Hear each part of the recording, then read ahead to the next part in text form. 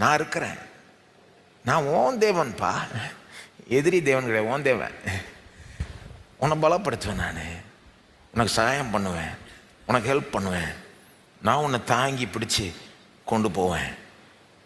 எபிரேயர் 13:5 பிற்பகுதி எல்லாருக்கும் தெரியும் நினைக்கிறேன். தேவன் சொல்கிறார், நான் உன்னை விட்டு விலகுவதும் இல்லை, உன்னை. இதெல்லாம் பொதுவான வாக்குத்தத்தம், எல்லா சூழ்நிலைக்கும் பொருந்தோம்னா இந்த ஒரு வார்த்தையை நீங்கள் அப்படியே மனசுக்கு கொண்டு வந்தீங்கனாலே ஒரு தைரியம் வரும், ஒரு சமாதானம் கிடைக்கும். ஸோ இந்த மாதிரி பொதுவான வாக்குத்தத்தங்கள் இருக்குது. அதே நேரத்தில் குறிப்பான வாக்குத்தத்தங்கள் இருக்குது.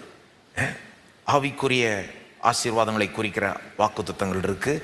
உதாரணத்துக்கு யோவான் 10:28-29 சில விசுவாசிகளுக்கு ரட்சிப்பை குறித்த சந்தேகங்கள், பயங்கள் வரும். ரட்சிப்பு இழந்துருவானா, கடவுள் கடைசியில் காலவாரிடுவாரா, என்னை கடைசியில் நான் நரகம் அனுப்பிச்சிடுவாரா, என்ன போயிட்டு வான்னு சொல்லிடுவாரா, நான் அவருடைய கையிலிருந்து பறிக்கப்படுவேனா, இப்படின்லாம் சந்தேகம் வருது இல்லை. எல்லா விசுவாசிகளுக்கும் ஒரு சில நேரத்தில் இந்த மாதிரி முக்கால்வாசி பேருக்கு வரும்.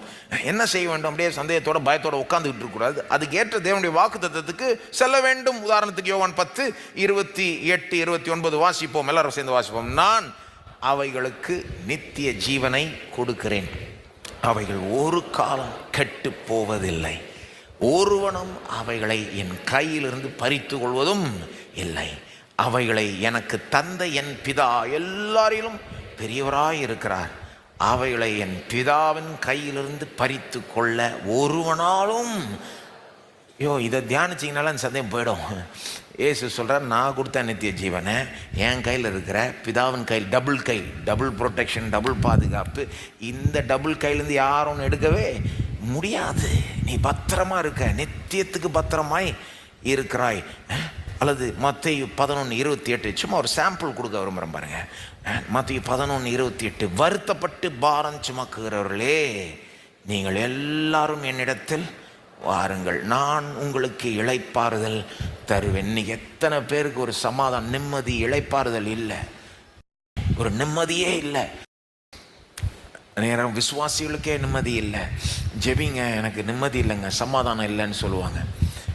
ஆனால் வாக்குத்தத்தங்களை பார்த்தோமா, நம்ம அந்த மாதிரி ஜெபத்துக்கு வர்றவங்களுக்கு நம்ம ஜெபிக்கிறோம்.